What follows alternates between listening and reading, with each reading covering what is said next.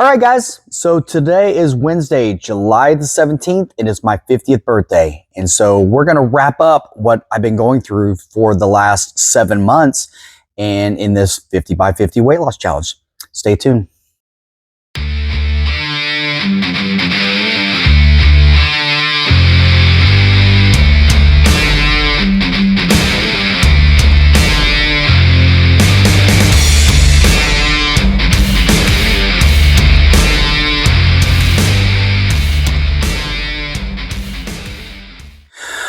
All right, guys, welcome back to the channel. So as I alluded to earlier, today is my 50th birthday, and I am essentially celebrating this because for the last 7 months, I've been on a journey to lose 50 pounds by my 50th birthday. And I want to give a little history behind that, as well as the why that I decided to do this, and also the how that I've been doing this. Because I've had a few inquiries from friends, from colleagues, and from other people asking how I went about this whole process. Because let's be honest, doing a long weight cut in this sense can be pretty daunting, and it can be really difficult at times. It was not so difficult, but there were some challenges with that. So want to get into that process. So let's go a little bit of back history. Okay, so the back history with this on why I decided to do this challenge was I was looking at a challenge to do something at the beginning of the year. And one thing that for me personally, I always tend to do better when I have challenges or if I have a certain goal that I want to be able to get up to. So it depends on if you're going to train for doing a bike race or doing a run or something along those lines. Doing something performance-wise or athletic-wise, for me personally, is always a good way to do this. And it really does set a tone for me to be able to do these different events. So in choosing this, I've got to give a little bit of backstory. Is last October, it was the weekend of Halloween, the weekend before Halloween. Christine and I had taken a shooting course through a friend of ours, and it was a really fun course. If anybody's into firearms or anything of that sort, really highly recommend that, particularly if you're here in North Dallas. But that being said, there were a few pictures that were posted afterwards that, let's say, you know, what's the old saying goes, is that a picture's worth 1,000 words. Well, a picture was worth 270 plus words at this point, if you catch my drift. So I'm going to post this up there, but the picture that was posted was not flattering at all. And I'll be honest with you, it was embarrassing. It was a little appalling for me, and it pissed me off a little bit. And I think that's what the motivation I needed to do this was, to really get me driving up with that. So I'm going to post the picture up here. I have no problem with saying that, but it was embarrassing because here I am. I've been this fitness professional for 30 years, since 1995. And, you know, I've done 2 bodybuilding shows. I've done competitions. I've done Tough Mudder. I've done Savage Race. I've done Gladiator Rock and Roll Race. I've done powerlifting meets. I've done all these different fitness accolades, and I look like this. And needless to say, I was embarrassed, but like I said, I was pissed off. And that was the motivating factor that I wanted to go with to start up on this process. So fast forward to January of 2024, I went in to go see my doctor for my wellness check. And I mentioned to her that I wanted to do this kind of process. I wanted to do a challenge with this, which she was all for, because some of my blood markers came back and they weren't horribly bad, but they were getting up there. Case in point, my blood sugar was elevated. And I've been working with my blood sugar for the past number of years, and it was never on the diabetic level, but it was definitely pre-diabetic level. And my other markers, some of my blood pressure was getting elevated up. My BUN, my blood uric nitrogen, was getting up. There are other factors that, you know, I'll talk about at a later time, but those were some markers that I wanted to improve. And the best way to do that was obviously by changing eating habits, by increasing exercise, and by dropping my weight. That was the number one factor for it. So we got on the scale, and my official weigh-in at that time was 269.5. So I started up at 270 pounds. My goal overall goal was to get down to below 200. But in the time frame, I wanted to be more realistic with this. So I set my goal at 50 pounds, which would have put me at 220 pounds by today. And I am, unfortunately, I'm not, I didn't make it. I almost made it, but I didn't make it. I weighed in this morning at 224.5 pounds. So I was close. And am I upset about it? Not in the least. I mean, I dropped to 45 and a half pounds. And in a 7-month time period, sustainably, it was it could have been easier, but it could have been a hell of a lot worse. And I want to talk about that because, like I said, how did I do this? I'm 50 years old. At the time, 49 years old, but I'm 50 years old. And being able to do this sustainably with maintaining a family, maintaining a career, starting a business, running a business, it was incredibly, no, I'm not going to say difficult, but it was challenging at times. And being able to rely on a number of people to keep me motivated, but B, people who called me out on when I started to slip, or if I mentioned that I was going to start to slip, that was a key thing right there. Okay, so before we get started on this, I need to do the disclaimer. Is first and foremost, obviously you know what's coming up, is I'm not a physician, I'm not a registered dietitian, I'm not a certified clinical nutritionist. So any information I'm giving is for informational purposes only. It is not meant to diagnose, treat, or work with any medical conditions whatsoever. Talk with your doctor, and there's a key thing in result with that, because you'll find out at the end of the tape. All right, so let's start with this process. There were 6 more or less rules, not necessarily rules, but guidelines that I followed through the whole process with it that I'm kind of articulating up. And so I'm going to talk about this. The number one thing, bar none, the number one thing was having to maintain myself in a caloric deficit. I don't care if you are doing keto, if you know your macros, if you're doing carnivore, if you're doing Weight Watchers. All those diet plans, all those eating programs have one thing in common. They put you into a caloric deficit. Now, here's the issue is, how do you know if you're in a caloric deficit? How do you know what your calories are to begin with in the first place? So the number one thing was being able to determine what your maintenance calories were, how many calories you needed just to function throughout the day with your activity level, being able to maintain up on that, and then what were your cut calories at the same time. And that was a really simple process, but it can be a little overwhelming, because if you go online, Google BMI calculator, you are going to get dozens upon dozens upon dozens of different weight calculation methods to determine what your BMR is, your basal metabolic rate.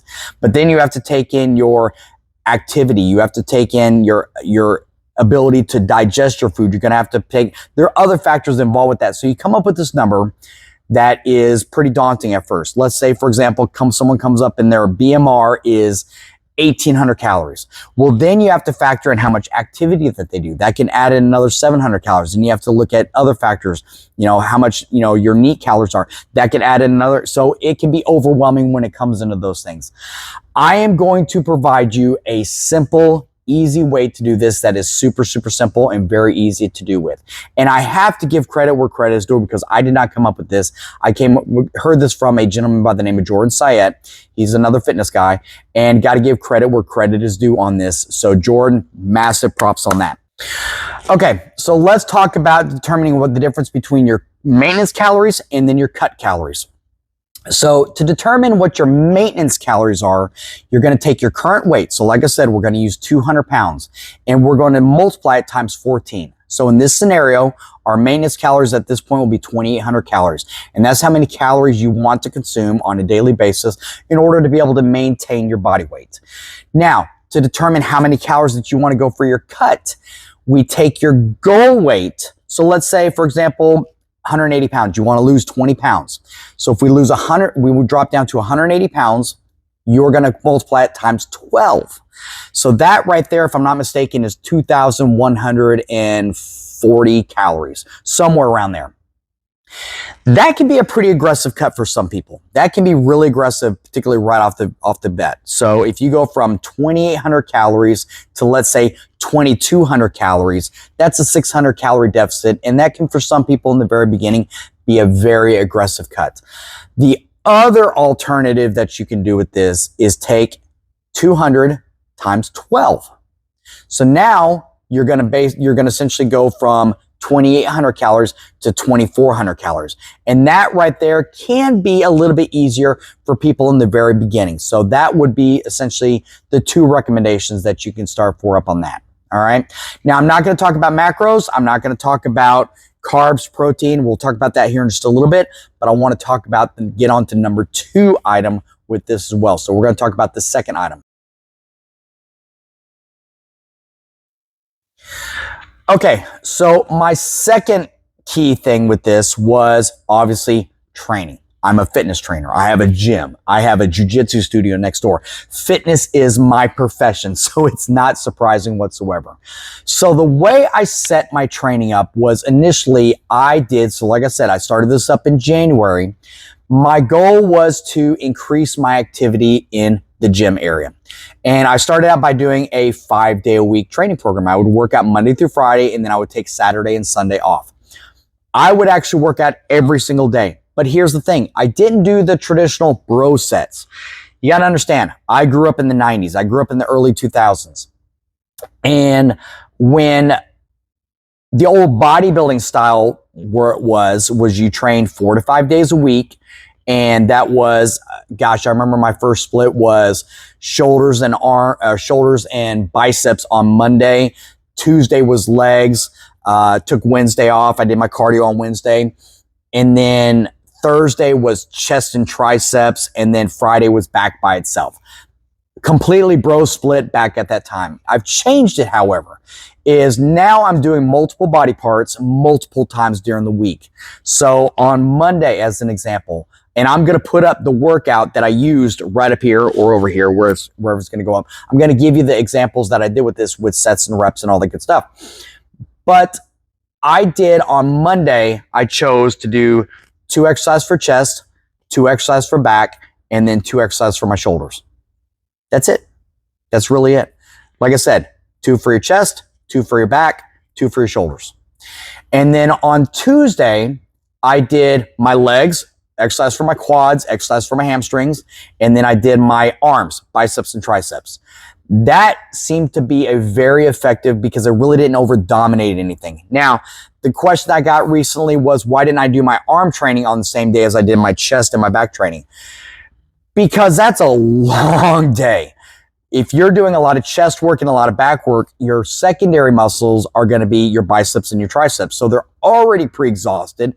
They're already fatigued up. So we don't want to overuse them, and we want to get as much work out of them as possible. So I did that on Monday. And then on Tuesday, I did my legs and my shoulders. Then on Wednesday, I went back to doing an upper body workout. I would change the exercises around, but I would actually still do 2 exercises for the chest, 2 exercises for the back, 2 exercises for the shoulders. And then on Thursday, 2 exercises for the thighs, 2 exercises for the hamstrings, and then 2 exercises for my biceps and triceps. All right. And then on Friday, again, chest, back, shoulders. That worked out very, very well. Now, one question I got recently was, why did I only do 2 exercises for my legs and my biceps, triceps? Or 2 days, excuse me. Really simple. If anybody knows me or has ever known me, I have thighs. I've never had to work my thighs. I enjoy working my thighs. I one of the favorite things I love to do is to do heavy leg presses, do heavy squats. I just love that feeling. There's certain movements to where people really enjoy. Working legs is my thing, and my legs responded. I've had thighs for days. I've had calves. I've never had to worry about that. I got a big old bubble butt that I got from squatting and from deadlifting. So I've never had to really worry too much about building strength in my legs. Whereas I wanted to put more volume and more emphasis in my upper body.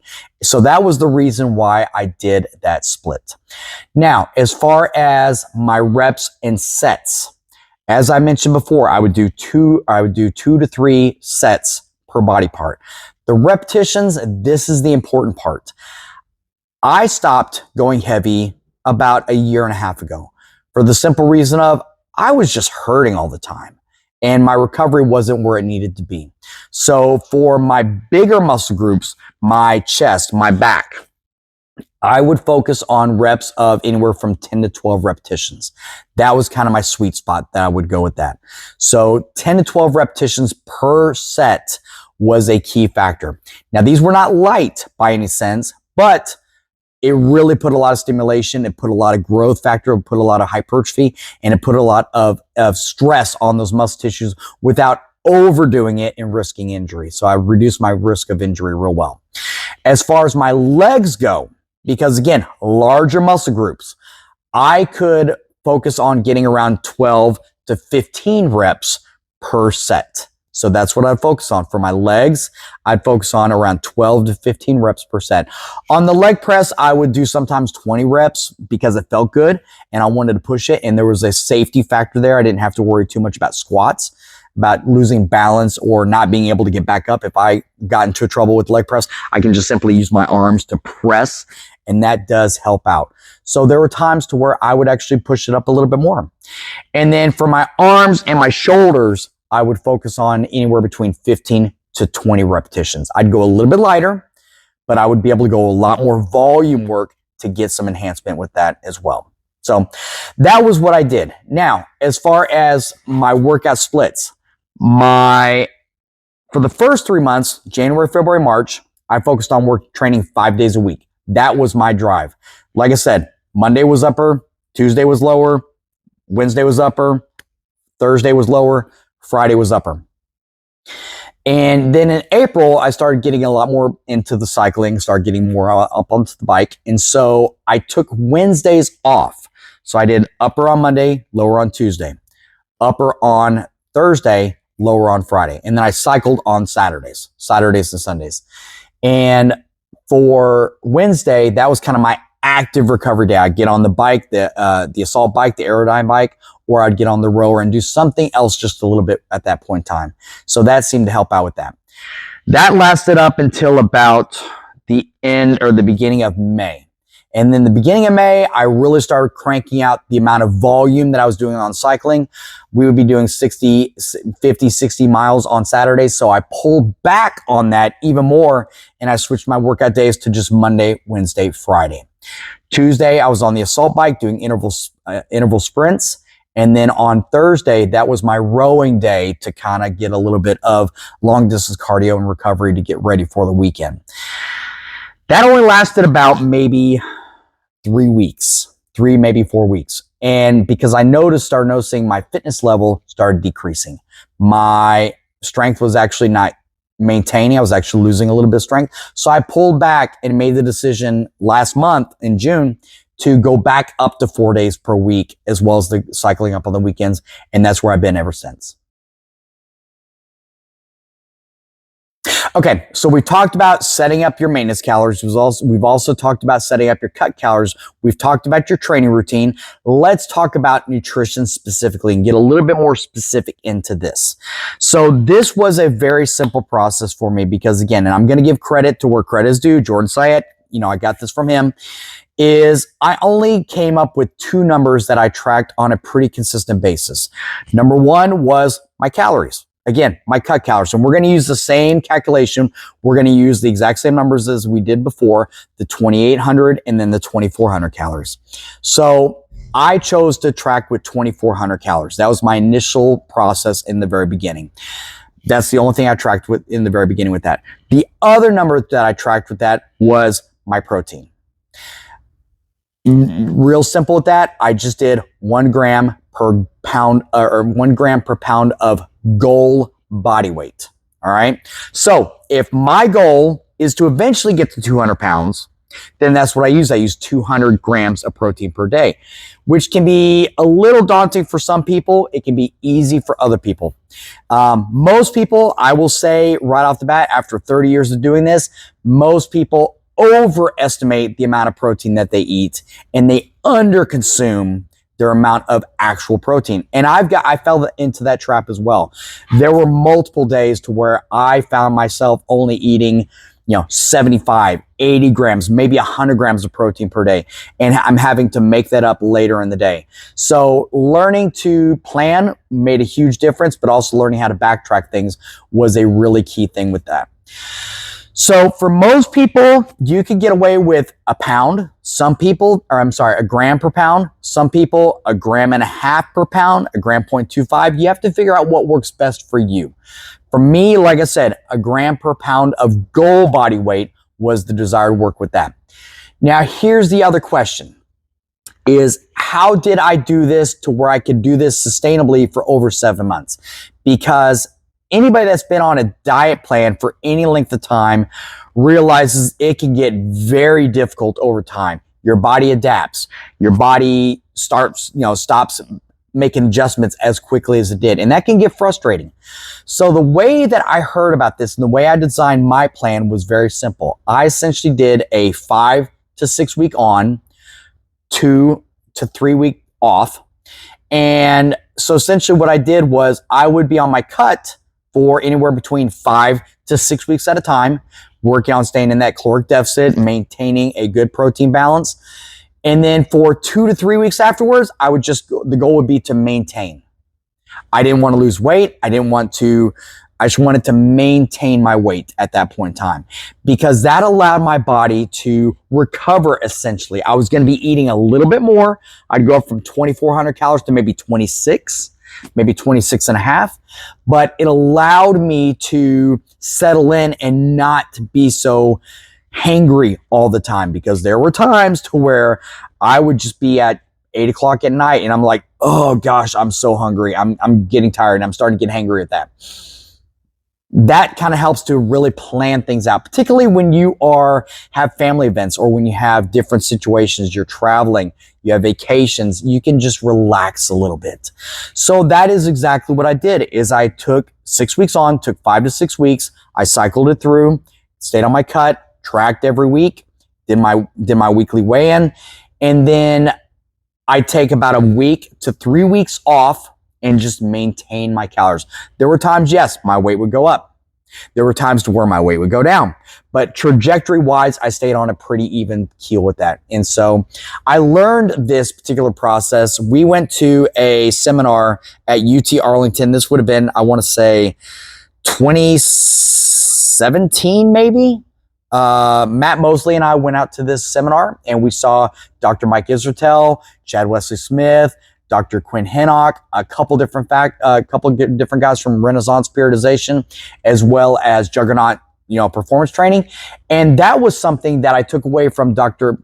Mike, was that cycling nutrition, which makes perfect sense to me, because just as in your training, your body will adapt over time to the resistance to the process that you're putting it up against, whether it be volume, intensity, all those different factors. And so taking time away to allow yourself to recover and adapt and let your body kind of settle in to what is now the quote unquote new normal is a critical, very powerful, and very effective tool for you to utilize in your weight loss journey. So try that. All right. So we've talked about setting up your caloric deficit. We've talked about your training. We've talked about cycling your nutrition. All right. Now we're going to talk about tracking your calories. And this is the one subject that I always get into, I'm not going to say arguments, but definitely discussions with people, because they don't like tracking your calories. They don't like tracking your calories. And if I had to go with a number, essentially your top 5 items or top 10 or whatever, 1 and 2 would be right at setting up your right calories and then tracking it. Because if you don't track your calories, if you don't track how much you're actually eating, you have no way to determine, you have no way of knowing how your progress actually is.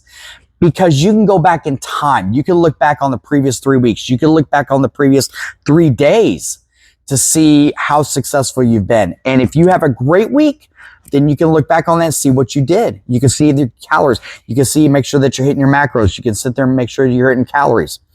But if you don't have a great week, let's say that you lost maybe a half a pound, a quarter of a pound, or you gained a pound, or you maintained. Then you can look on that back and say, I didn't get all my protein, or I was actually deficient in this, but I was actually ate a little bit more up on this day, or I had a business meeting, so I had to go out with clients and I had to entertain clients. That happens. That's life, guys. I can't stress to you how many times that actually happened. And I got to give props to a particular guy. I haven't really mentioned him too much on this channel or much at all, but he's a friend of mine that I've been coaching for since, basically since January. And he and I have gone through this journey together. And Jeff has done just so unbelievably fucking well with his process. And that was probably one of the top 2 components for his success with his journey, because his goal was to, again, do something similar with mine. And I'll talk about this at a later time. This is not my story. That's his story. But, looking back in our conversations, we would get on the phone once a week and talk about it. And he'd be like, yeah, I only lost half a pound this week, but I look back and I only got, 135, 120 grams of protein. So I got to get more consistent with that.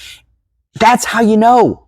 If you don't know how many calories you're taking in, or how much grams of protein you're taking in, then how in the world can you sit there and say, well, this isn't working for me? I don't know. It's the same concept as, well, I'm not saving up enough money for retirement, but I'm basically doing all this, but I have no idea how much money I'm coming in, so I don't know how much to save. It's the same concept. I know that makes absolutely no sense, because that didn't make sense to me right there, but you have to track your calories, and there's such easy apps out there. There are super simple ways to do this. MyFitnessPal is a great one. It's a free one. I think there is a paid option now to be a little bit more robust with things, but MyFitnessPal, super, super simple. You can look at MacroFacts, which is the one that I use, and I'll leave a link at this on the bottom in order to be able to use this. But these things are super incredibly important to track your calories and to be able to determine where you're at 3 months from now, 2 weeks from now, how you actually did. So tracking your calories is really, it's not negotiable. You want to basically make this successful. You want to do this at one time, track your calories. Okay, so the next topic we're going to talk to about, this is number 5, is cardio activity, aerobic activity. All these things are incredibly important and very effective to use, but not in the way that you typically think. For most people, they think of cardio, or they think of doing aerobic activity as fat burning. And yes, you do oxidize, or you do use stored body fat as a energy source when it comes into cardio. But in all reality, it is an incredibly inefficient process in order to do this. If you want to get on a weight loss program, if you want to lose weight, if you want to lose fat, cardio is not and you're only going to do cardio thinking, if you're going to do cardio thinking that you're going to lose all this weight, it doesn't happen. I hate to say it. The number one thing, as we talked about, eating in a caloric deficit. Now, the benefits when it comes to cardio is purely for your health. It improves up your cardiovascular capacity. It improves up your aerobic capacity, which are the same thing, but it improves up your recovery. It obviously burns additional calories. It gets you moving. It has phenomenal benefits on your blood work, but it's not good for weight loss. It's not good for fat loss. You want to use it in conjunction with a caloric deficit plan, but the primary way to do this is to be in a caloric deficit. As far as cardio goes, do what you like. I don't care what you do. I don't care if you jog, if you sprint, if you walk, if you get on a bike, if you walk the dog a couple times a day, if you're in the pool. I don't care what you do, but do something to where you find it enjoyable in order to be able to do. Now, walking. For the last couple of years, getting steps in is a very effective tool. And that's a good way to kind of measure where you're actually doing, as far as your progress goes. There have been a few different studies, and the amazing thing actually looks at as far as how much your health can actually improve by increasing up your steps. And what I'm talking about is if you can look at your steps, you go get one of those pedometers and you look at how many steps you're walking in a day. Let's say that you're walking 2,000 steps, which is really not a whole lot. But let's say that you have an office job and you really don't do much. 2,000 steps is kind of an average that you can work with. You increase up your steps from 2,000 to 5,000, or from 2,000 to 4,000, 2,000 to 5,000. It's a marked increase as far as your overall health. If you go from 5,000 to 7,000, again, marked improvement. So if you go from, and the gold standard is these days, we've talked about this or we've heard this from, influencers out there, is 10,000 steps a day. You work up to 10,000 steps a day, you're being active. You're mobilizing. You're actually getting outside. You're doing things out. You're being active. That is a gold standard. After 10,000, so of course, if we're doing 10,000, more is better, right? Not necessarily always. If you go from, let's say, 10,000 to 15,000 steps, there's a marginal improvement, but not really enough to justify. So if you can get from 5,000 to 10,000 steps, I say that you're in good shape. You're in really good shape. Try and increase that up. Take a walk throughout the day. One of the best things I can imagine is getting up from from your job and just taking a walk around the office. Do that in the morning. Do one in the afternoon. There you go. Take a 10-minute walk. There's this perception to where you have to do cardio activity all at one time in order for it to be beneficial. No, not at all. You can break it up throughout the day. You can do a 10-minute walk in the morning. You can do a 10-minute walk, 5-minute walk in the afternoon, and then you can do another 5 to 10-minute walk in the afternoon with your family. Absolutely fantastic right there. You got 25 minutes. Do that 3-4 times a week. That is an amazing improvement as far as your activity levels, and you can do that very easily. Walking also is got to be one of the easiest and most effective ways to get moving. Now, about maybe a year ago, there was a certain medical doctor that came out on social media and said, walking is fantastic. Walking is phenomenal. Do it. But walking is not exercise.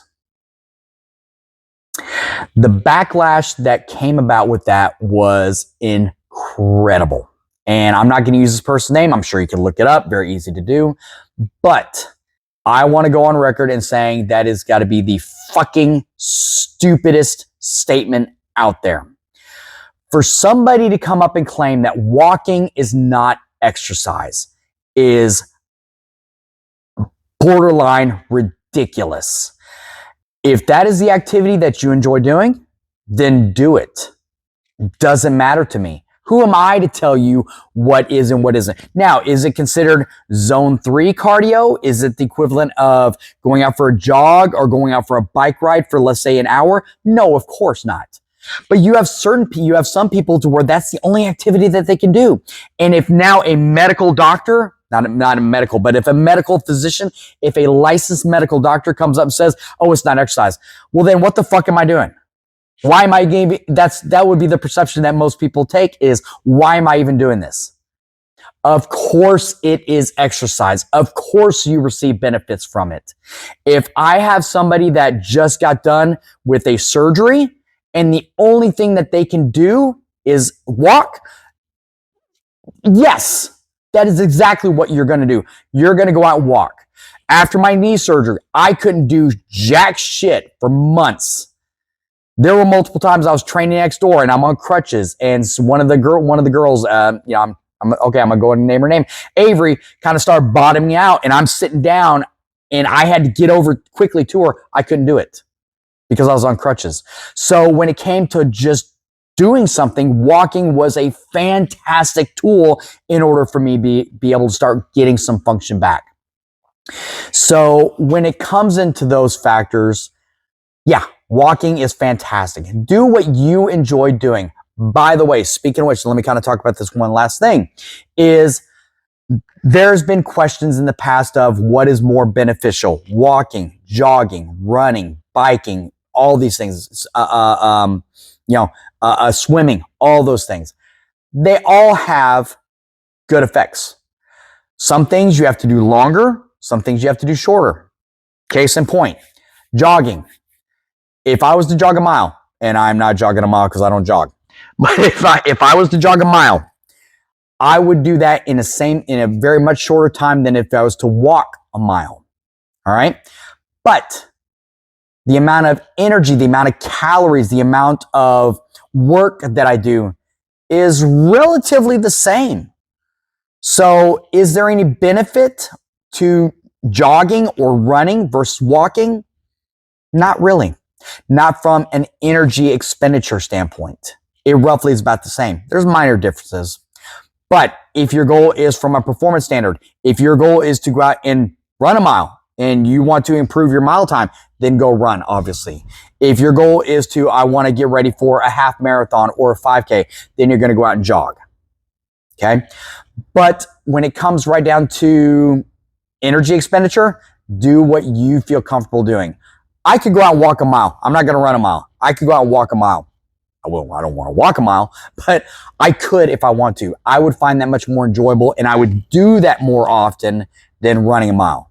Running a mile is, I may do it once and that's it, and you will never see me run again. All right. So that kind of gets into that whole aspect when it comes into exercise selection or what do you want to do for cardio. So the main rule of thumb is work on your cardio. Improves up your blood pressure, improves up your blood chemistry, improves up your recovery factor. It makes you feel good. All those things are fantastic. And the last topic I'm going to talk about is simply to relax. This can be a long process. This can be an incredibly long process. Like I said, this was going for 7 months for me, 7.5 months if you want to be precise, a little bit less. But there are times to where you get frustrated. If you are tracking your calories and you're tracking your weight, you're going to see that there are times to where your weight goes up, it comes down, it goes down a little bit faster, or it comes back. There's so many different varieties when it comes into that. Relax. Trust the process. If you are following steps 2, 3, and 4, training, cycling your nutrition, and tracking your calories, then over time, you're going to see yourself get that, you're going to see that weight loss basically drop off. You are going to improve up on your fitness. You are going to improve up on your blood pressure. You're going to improve up on your blood chemistry. All those factors will definitely improve up over time. It doesn't work overnight. The question that I get occasionally is, how did you not see this coming up? And it's difficult because these things creep up on you. On average, a person will gain anywhere between 3 to 5 pounds every year. That's not uncommon, 3 to 5 pounds. And if you start compounding that up over time, 10, 15, 20 years, if you do 3 pounds a month for 20 years, that's 60 pounds. If you do 5 pounds a month or 5 pounds a year for 20 years, that's 100 pounds. And this stuff goes quick, it goes gradually. So you really don't notice these things. It's real similar to your blood pressure. It's similar to your blood sugars. It's so, you only check these things once a year, most people. So it creeps up on you. And so understanding that it's going to take time, it's going to be a process, but you are going to get there is a key factor. And then having people around to support you, having people around to call you out and be honest and be truthful is a very effective tool. I'm lucky in the fact that I have people in my life that are willing to call me out on my bullshit and do that. I have people to where they will sit there and, hey, no, you're starting to look like a fat ass. I mentioned the other day that I was, not happy with this. And one of the guys I train here that also trains next door in jiu-jitsu, he was like, yeah. You were kind of a fat ass. Appreciate it, Zach. brother. But it is, you need that. You need somebody that sometimes isn't going to sugarcoat or be cookie cutter around it. You need somebody to do that. And oftentimes it's not your family. Your family is going to be, because you're not going to listen to your family. First of all, your family's there to support you no matter what you do. You know, my wife is a absolute goddess in how she puts up with my crap. I got to say, it amazes me to the amount of crap that she puts up from me and the amount of times that she supported me when she shouldn't have. But it goes both ways. But having people to where they will call you out and be brutally honest with you is you can't put a value on that. Absolutely can't put a value on that. So understanding that you need to have people in your community, you need to have people in your tribe that are willing to A, support you, but then B, be very brutally honest with you. There have been a few times to where I'll go next door and, we're doing like a little potluck next door at the jiu-jitsu school after, a Saturday open mat. And I'd be walking in, they're like, oh, do you want oh, no, you can't have this. You can have the salad and you can have the water over here, but you can't have this. That's what you need. You really do need that sometimes. So let me close out with a couple different topics. All right, guys. So that is it for today. This has been, kind of a quick, not a quick, but this has been a synopsis of how my process has been over these last 7 months. And I'm going to do this as a bonus, because if you stretched out for this entire length with this, then obviously props to you for actually listening to my ramblings as it goes through with this. But here's the deal. Setting up your calories, determining where your calories at. Like I said, that's number one. Number two, tracking your calories and determining how many calories you need to be taking in is a very, very, very important, critical factor. And so if you would like help with that, shoot me a message.